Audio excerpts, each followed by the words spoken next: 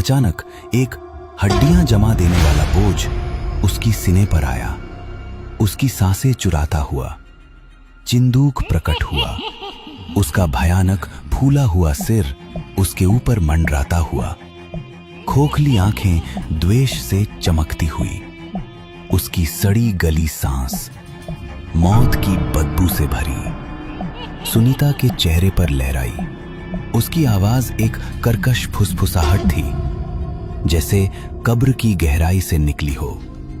सुनीता, तूने क्या सोचा कि तू बच जाएगी, कि अपने पापी मन को समझा लेगी? तू मेरे जाल से कभी नहीं निकल सकती। नहीं, तू जो सोच रहा है मैं वैसी नहीं हूँ। हाँ, मुझे पता है मैंने जो किया वो गलत था, लेकिन मैं जीना चाहती हूँ। मैं अपने पापों का प्रायश्चित करना चाहती हूँ। मुझे एक मौका दे। नहीं सुनीता, तेरे पति को उसकी सजा मिल गई, लेकिन तेरे बच्चे की सजा उसकी हकदार तू है। बोल सुनीता, सच बोल, तेरा पाप।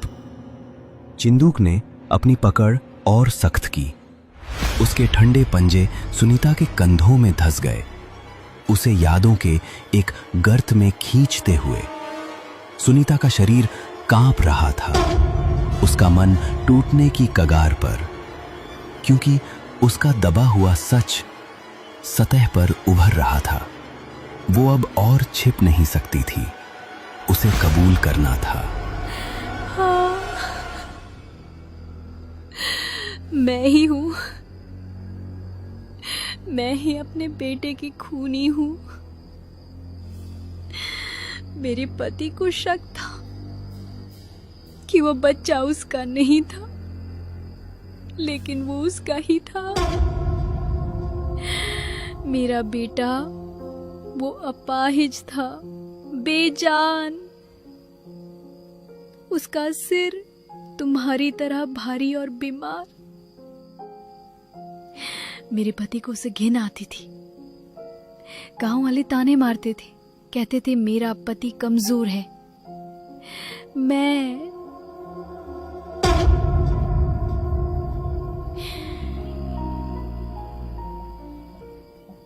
टूट चुकी थी।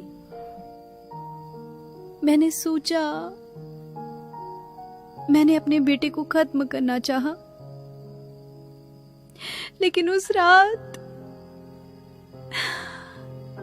मेरे पति ने उसे बचाने की कोशिश की और मेरी गलती से मेरे हाथों से मेरा बेटा और मेरा पति दोनों। चिंदूक ठिठक गया। उसकी खोखली आंखें दुख की एक झलक से सिकुड़ गईं। हवा और ठंडी हो गई। सन्नाटा कानों को चीरने वाला। उसकी आवाज एक मार्मिक फुसफुसाहट में बदल गई। हाँ माँ, मेरी क्या गलती थी? ये शब्द सुनीता को तलवार की तरह भेद गए।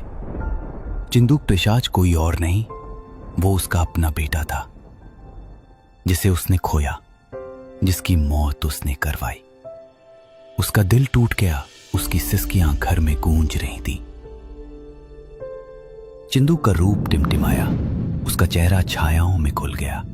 उसकी आखिरी फुसफुसाहट एक श्राप की तरह हवा में रह गई। माँ। एक अजीब सी शांति उस पर छा गई, इतनी गहरी कि दुनिया रुक सी गई। वो सोचती रही, अंधेरे में घूरती हुई। अपने बेटे के शब्द उसके कानों में गूंज रहे थे।